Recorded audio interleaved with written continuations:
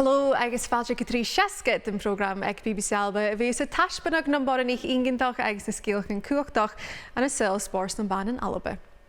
Is Iona Ballantyne agus an teachcéinsa a mé cruú fáte toirt Cuairtean Bhall-Coise Ghlaschu Lindsay Hamilton ag an studio.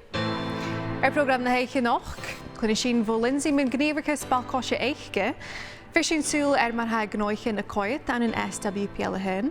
Ha Cluicheadair Giffnock, Rachel Mair I géisgein muna planachin éige, gus Cluicheadair an Bhall-Coise an górsacha go chuideachd, agus ha Orla Winn I bruidhinnidh spórs éige, agus na haon dáchas I dhéanú na dríoch. Lindsay, welcome to 360.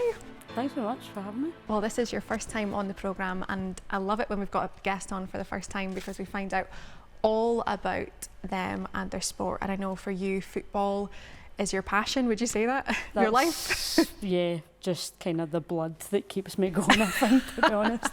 At this point, it's just everything, just every day, every minute, every thought, that's it.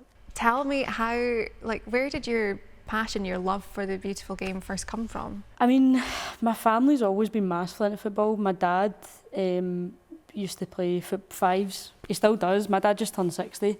And as a wee girl, I would, every Friday night, my big thing at the end of the school week was I got to see my dad go and play fives with a bunch of stinky old guys, that probably weren't even that good, but I just was like, this is like going to Milan or something to watch. Oh, massively. So we'd go to the shop, get some, like I said, sport. I'd maybe get a wee treat or something like that as well, and then go home and watch Fort Boyard. I don't know if you remember this, but it was a great show. They had all the tigers in the cage and all that. It was like the Friday night thing. So I don't know, I think a lot of it came from that, and then my family had always been big football fans. Started playing, really enjoyed that, just kicking the ball about the streets, back garden, wherever there was a spare patch of grass, to be honest. And I just kind of grew through there. You played up until a certain age yourself, didn't you? Yeah, I mean, the best I ever did, I got to Celtic reserves. I'm pretty chuffed for that. I'm a Celtic fan, so I can always say that I did it. I can always say that I wore the hoops. I played a game at Celtic Park as well, which was pretty cool. And all my mates for school came and made banners and all that, which is kind of embarrassing looking back, but it was really, really cool and it was really nice of them to do it. So it was a time, but after that I've kind of just played recreationally, or fives or sevens or whatever. But it's always fun to get a kick about and stuff, and even now, I'm now coming up to my 30s, but you can't beat it. See if you had aspirin to the top net or something like that.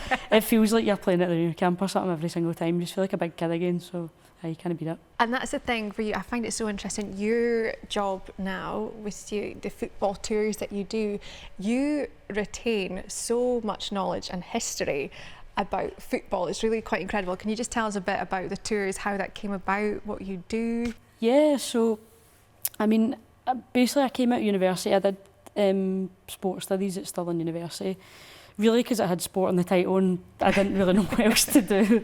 I got out to about third year, and I distinctly remember we got into our third year seminar, and it was like a sports sociology kind of thing I'd went into, and the first class was FC Barcelona in Catalonia.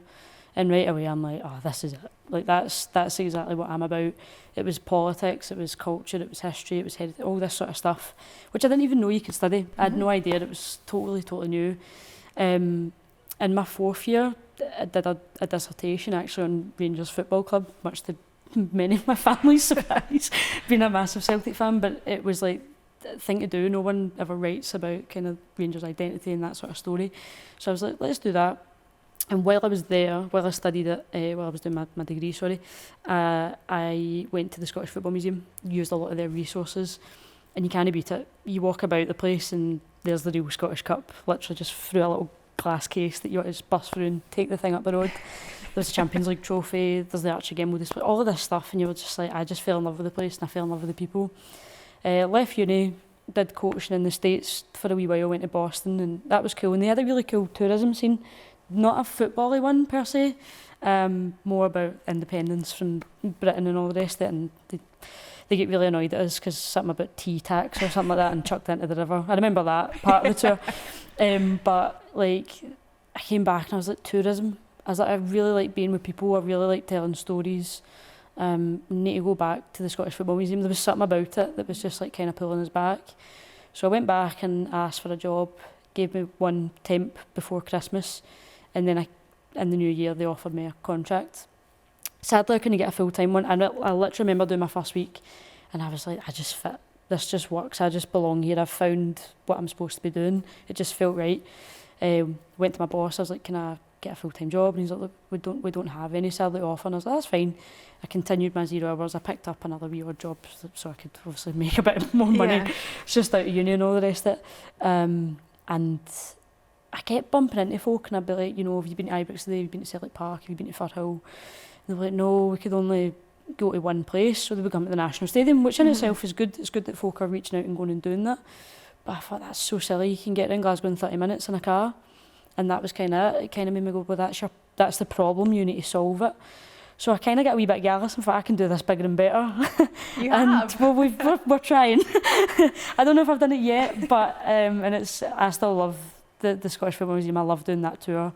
But yeah, I thought there's something different to offer. There's that chance to go and say to people, what if I could take you on a tour that goes to Celtic Park, to Hampden, to Cuairtean, to Ibrox, to Firhill, and you get to see the whole spectrum in the full day. I'd love to add Glasgow City to it as well, and I'm hoping they maybe get their own stadium, so it's not just the Peasy, which is 10 minutes from my house. But we'll see. I always mention them in tour anyway, so they do get the entire story of Glasgow and its football and its heritage, and Clyde as well, because I get a lot of people that are like, you know that Clyde, and I'm like, we passed Shawfield for the specific reason that I know there's a lot of Clyde people out there that want the story to be told, so we do that as well, and that was kind of the big reason for it. I just kind of noticed a bit of a problem for tourists. Like, they were sacrificing seeing so much for the National Stadium, and it's great that they're going to the National Stadium. You want people to go to the National Stadium, but take them to all of them. There's so much more. Because that tour that you do, the stadiums that you just mentioned, that's just one of your tours. You've also got a couple more. You've got the driving tour. There's a walking tour too, isn't there? The Hampden one, and then the cemetery one as well. Yeah. So we've got a wee bit spooky towards the end of this year. So first and foremost, we do the 3 Hampdens walking tour. So obviously, we started in 2019. We all had to live with the pandemic throughout that. My business was the same. Luckily, we did well. We survived it. We got through it. I actually started at one point doing virtual tours over Zoom. That was actually great because we did a little collab with a company called Pi Sports, and they have like the Sky Sports logo, but called it Pi Sports. It's so good. And basically, they can drop pies and bovrils off to folks' houses. So the idea was, if you buy the tour for Zoom, you could go and get your pie and bovril, sit with your pie and bovril, and watch me kick about Hampden Park telling the story. So that was really good, but it wasn't what I wanted. You want interaction with folk. So as soon as we were ready to come out of the pandemic, my mate Graham Brown, who's the head of the Hampden Collection organisation, really putting Scottish football and Scottish football history and heritage at the forefront of everybody's minds, trying to get the first Hampden to be a UNESCO World Heritage Site, which is unbelievable. He came on my first ever driven tour back in January 2019. He's now one of my best mates and my tour partner in crime, as I call him. And he came on my first tour, and he's like, Lindsay, I really enjoyed that. I thought it was great. My name's Graham Brown, and I need you to save my bowling club. And I was like, what? No pressure. I was like, I have no idea what you're talking about, but okay, what's this all about? And basically the Hampden Bowling Club was always rumoured to be the first ever Hampden Park, which would make it the first purposely built international stadium in the whole world. And it was always rumoured, it was never proven. I said that to him, I was like, well, no one's ever proven it. And he's like, I have. I've found documentation from the National Records of Scotland, and he found it in 2017. And I was like, right. That's huge. So during the pandemic, we had big chats about, you know, can you have people in the bus, social distancing and all that.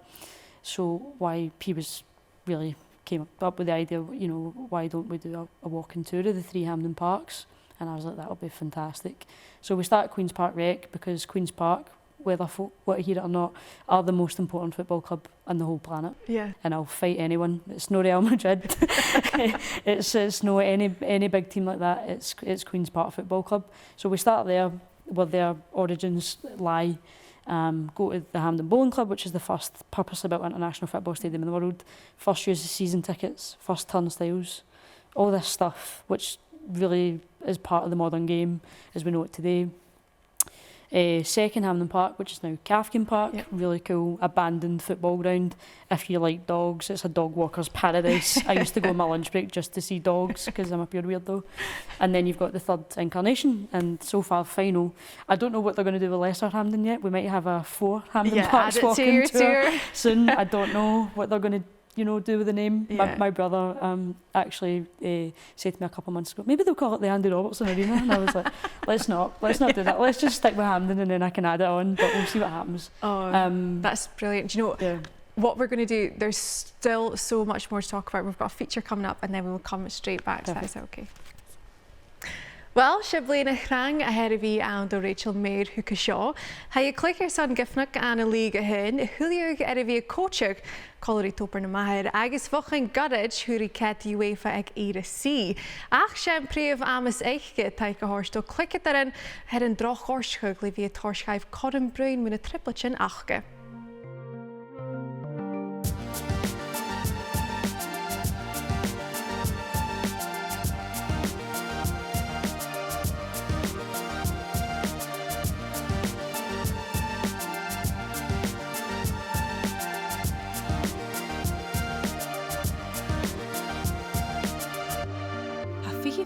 Ar a bhí na bliana leitreang do Cluicheadair Giffnock Rachel Mair.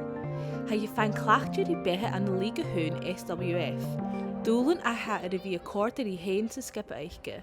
The girls definitely were much more humble, if that makes sense. We know that we're in this league and it's a challenge and we're playing against teams, who are good, who are very, very good technically, have very good ability-wise, and it's a challenge, and we are getting beaten, and that's definitely a mental barrier that we never had last season.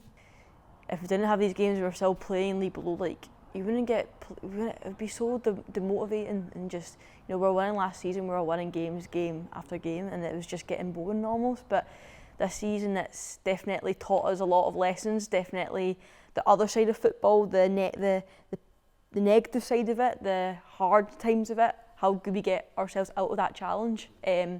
I think that's been very beneficial as a group. We've all come together much more closer as a close-knit group, and we help each other much more than we did last season because it's a challenge. So. I bharrachd ar a bhí Cluicheadair seachcin, bhí Rachel Cuideachd coachach le Toper na Maher. Sa I find tolachas an a bhí Cuideachd barrachd clannín og, go bhí go massa suring a bhí ar a fitch. So I was maybe 16. Obviously I was playing, but was asked to maybe come and help along with the 14s at Giffnock at that time, the 14 girls. And ever since that, absolutely loved it. Really, really enjoyed just coaching and giving my knowledge and my advice to younger girls. And then ever since then, I've just been very passionate and wanting to do it and pursue it. So, building myself up and up and up. And now, obviously, coaching at Motherwell, it's definitely a whole different ball game. National performance, very different setup, but absolutely loving it. Definitely good to share my experience and my advice to younger girls. That's the whole point of it. Och huw garage, huw Rachel Kate UEFA, gus bhuill-coise a choteach. Sa tangle gin a clubikers and taike who get ye gus a hamas a cholinach. I mean, the C licenses took me 2 years to complete it because of COVID. Obviously, it's 3 different phases.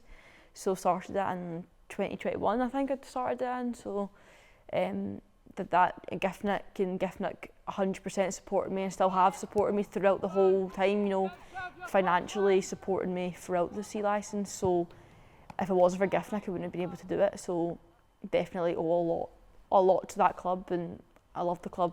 They're my family, you know what I mean? So they helped me out, but I was doing my C licence before, and I think for me it was right, where can I use my UEFA knowledge somewhere else, and I could definitely use that a bit more in a national performance setup rather than a recreational grassroots setup.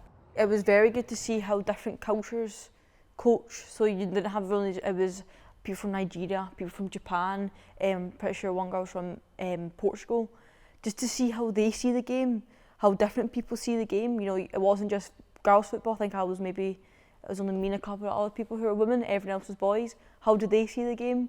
It was very, very good to kind of interconnect and interlink with other people, and I'm glad I did it. Brilliant experience. Fonna fitch, ha Rachel go per Collery Cluicheadair Rangers Cuideachd, gus cóireach a hóisiúch mu éigin ACL and an bhuill-coise na ban Alba.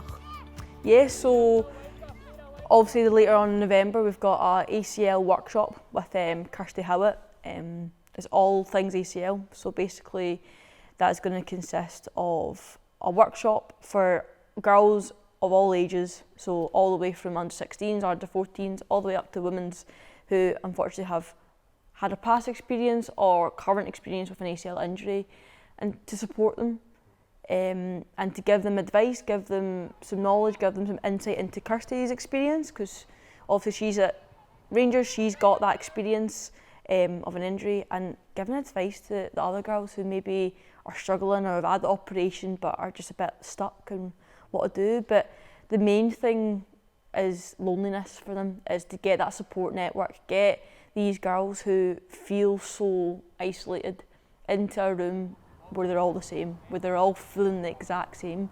That's the most important thing while we're doing it.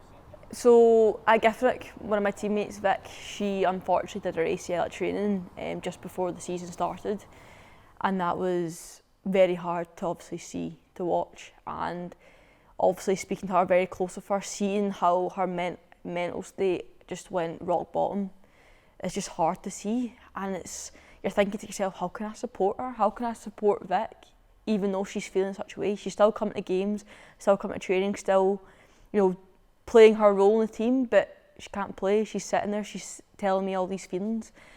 So you have her, she's 25, she's a grown adult, and then you had, when I went to Motherwell, one of my girls, she was currently injured with an ACL injury, waiting surgery, and to hear her at 15, the exact same feelings that Vic had, I went, hold on a second, there must be something for these girls to have as a support network. Han tachardus na sacha de bhios, ach ha Rachel is Kirsty mar haar anigagain, a Jefford Brain and Tovis Stoi Balcoshin and Ban. A lot of people have been messaging, emailing, saying like, this is brilliant, really love to be involved. Had people from down south, even clubs from down south, saying this is a brilliant idea, a great initiative. So to see that other people in the women's game are saying, hold on a minute, we've not thought about this. This is a brilliant idea. Like, good on you. Like, that for me just makes me feel I've done something to support girls, and that's the main reason why I'm in football and to coach. Ha Rachel and Nóchus can toshi and tachardus ACL, corach na smua, mutaich de voranichis clanian and a Bhall-Coise and Ban Alba. A community being made 100% is creating an environment where these girls feel comfortable, they feel heard, they feel listened to, and all just to create a community where these girls just feel supported and understood.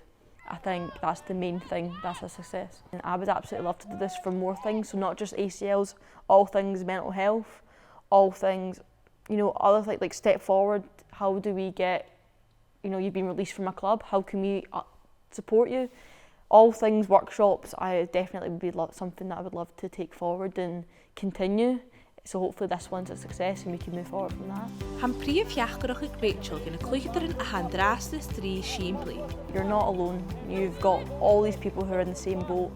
And I know maybe when you go away and you're at training and everyone's training and you're just sitting on the side, you feel isolated, but actually you've got a community around you that support you and understand exactly what you're going through. So I definitely say you are heard and you are listened to, and we're here to support you. Lindsay, what an incredible initiative that Rachel has taken. And also what strikes me is that even though the two of you work in two very separate parts of football, you both saw a huge gap in the market. That's it. She's identified a problem, and I think I'm watching her going the maturity levels of that person, like how special. She's not the one that suffered that injury, her mates have, and she's like, needs to be a community. I think that's amazing that as a coach as well, she's identified, these players. I know they're her pals, but they're her players as well.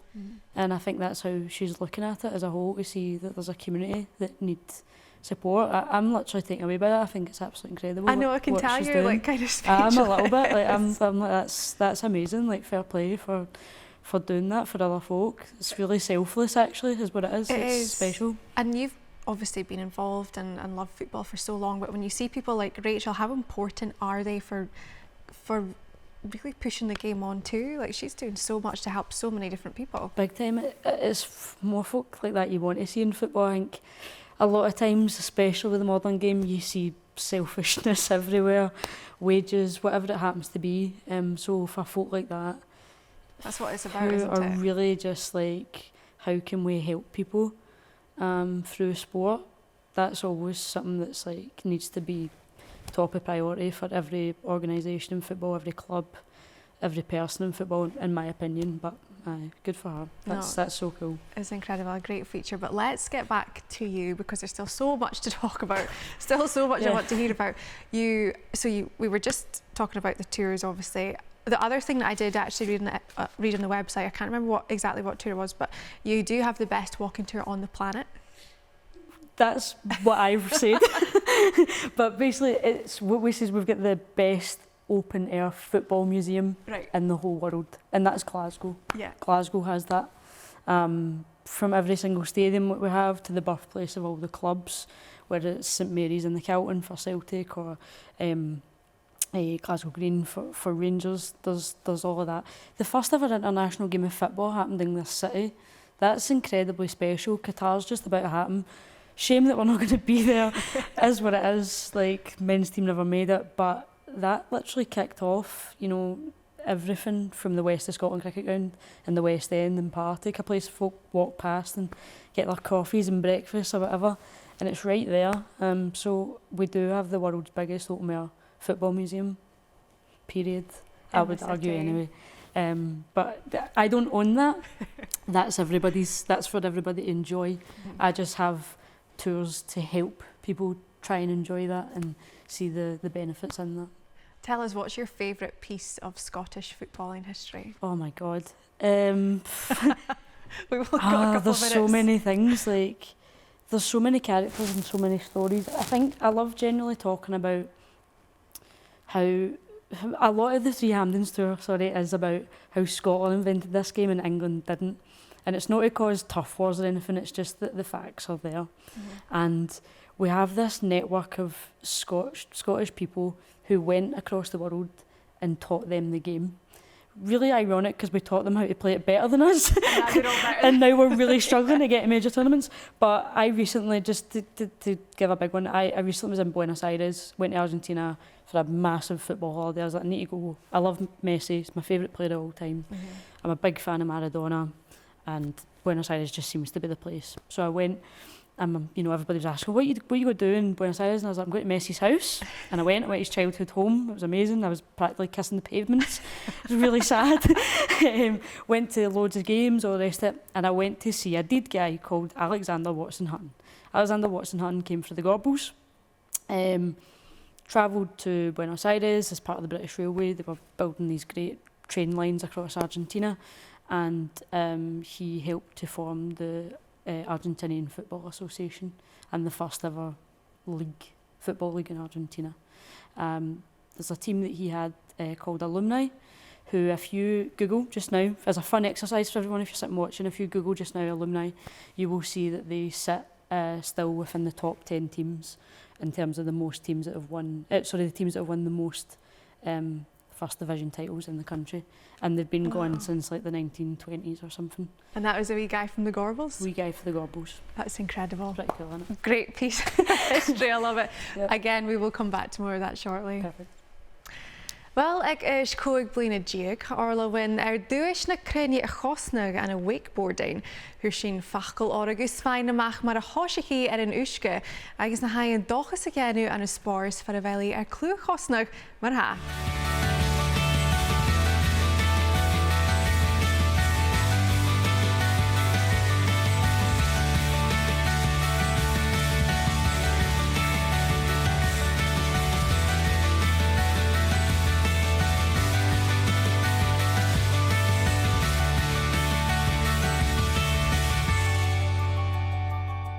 Va Orla Winn in Connie jail ar a bhí mui mus de loragi a hui ar san bordig a bhar srua.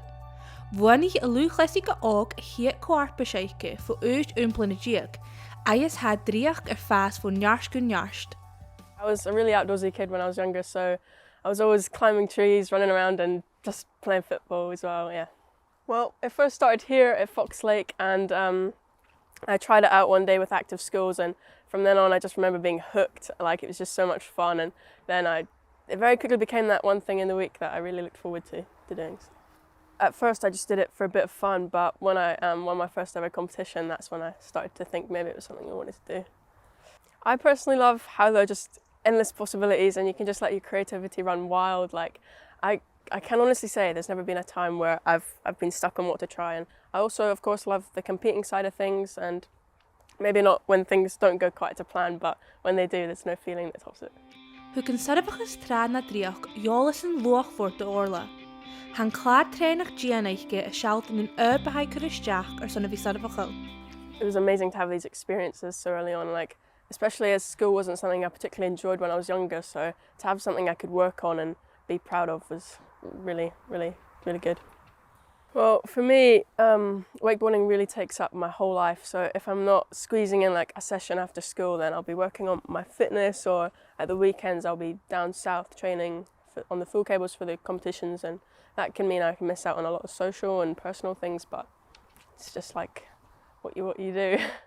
COVID really put a halt to the competing side of things, but especially with the travel ban from Scotland to England, it prevented me from training down south on the full systems where I needed to train for competitions. So, but during that time, I just recentered my focus onto schoolwork and personal life and stuff.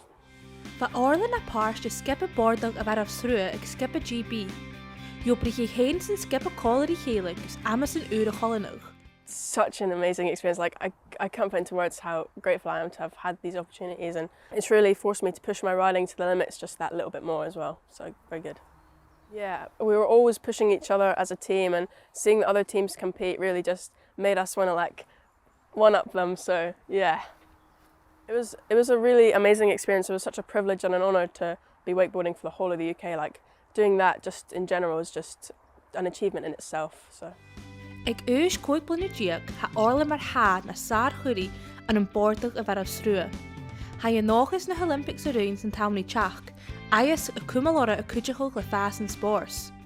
So proud. Never ever did I ever think I'd become a world champion, and especially at age 15, like, it's just mind-blowing to me now still. So yeah, it'd be a dream come true. That would mean the world to me, actually. Like, just competing would be such an amazing opportunity, and I'd be forever grateful for that. It would be really cool. I think it's really important. The growth of the sport is something I'm really passionate about, and it's such an inclusive community, so it'd feel like such a waste for people not to give it a try and like involve themselves in it. O chuún garage bhuainig Orla an farpas náisiúnta, agus ha nóchas chuiris na hair Janu mar ha, si a Cuideachd de sin Cuideachd. It's something I wanted, but I wasn't so sure I would get it. You know, I had to practice, and it was quite stressful because last year I didn't do quite as well as I wanted to, so it was good this year to pull it through and win. Well, as I mentioned earlier, it would be a dream to compete in the Olympics. I think that would be so cool, so definitely that one is one for the books in the future, and also just driving forward, competing and travelling all around the world, and hopefully maybe winning another world title. Well, so far I've achieved way more than I ever thought I would, so just really happy with what I've done so far and can't wait for the future.